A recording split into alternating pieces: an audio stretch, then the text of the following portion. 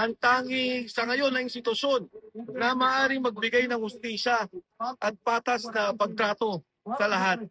Nung lumabas po yung 18 marino, naging malinaw sa akin kung anong naging proseso ng pagka-aresto ng Pangulong Duterte. 5 taon, matapos mawala tayo sa ICC, talagang inayos nila, ginawa, ipinorma yung kaso kay Pangulong Duterte para siya makidnap na sarili ng gobyerno at dalhin sa The Hague, Netherlands.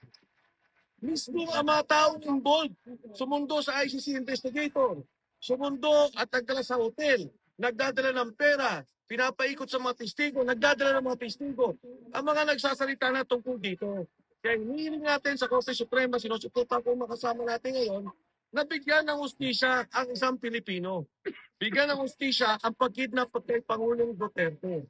Higit sa lahat, ito rin naman ay pagrespeto sa ating korte, pagrespeto sa ating batas, pagrespeto sa proseso ng batas ng ating bansa at ng ating republika. Yan ang nangyari kay Pangulong Duterte ay hindi natin dapat payagan sa ngayon at sa darating na panahon. At nandito kami hinihiling sa Korte Suprema na gumawa na sila ng desisyon sa lalong madaling panahon. Ipakita nila ang patas sa pagpapatupad ng batas dito sa ating bansa. Maraming salamat. Kaya asahan na lang natin, hingan natin ang pakiusap. Sana ang Korte Suprema husgahan na, desisyon na yung mga kasong nakapending, lalo na yung tungkol sa kidnapping ni Tatay Digong Duterte at yung habeas corpus. Maraming salamat po sa inyong lahat. Tulad ng sinabi ko po dati, ay narito po kami sa harap ng kataas-taasang hukuman upang magalang na hilingin sa ating mga butihing maestrado na kung maaari po ay magbigay na po ng kapasyahan dun sa petition for certiorari at habeas corpus. Hindi po kami humihiling na sila ay magdesisyon one way or the other.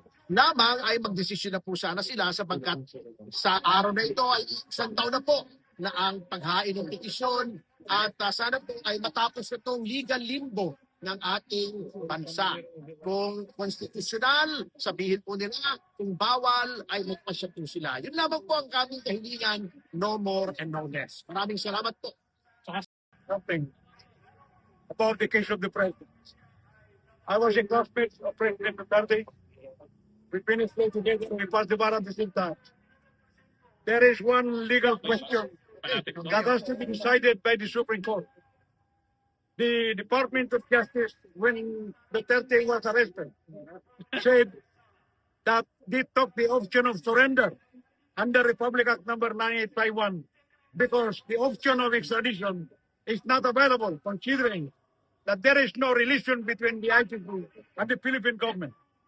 But the option of surrender can only be done if there is any judicial custody.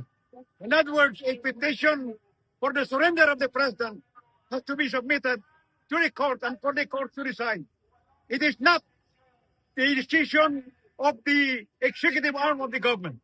And for that matter, it is really about time that the Supreme Court of the Philippines should decide. Is the option of surrender in accordance with the Republic Act number 9851? Is it the law that there is no need for any judicial proceeding? Even in the diffusion notice that was being read by General Torres, he said, arrest President Rodrigo Roa Duterte and bring him to a competent magistrate. Attorney Topacio is here. The president was never brought to a competent magistrate. Therefore, there was a violation of the right of the president. It is a constitutional prescription that nobody, a citizen of this country, should be brought out of the country without any judicial proceeding.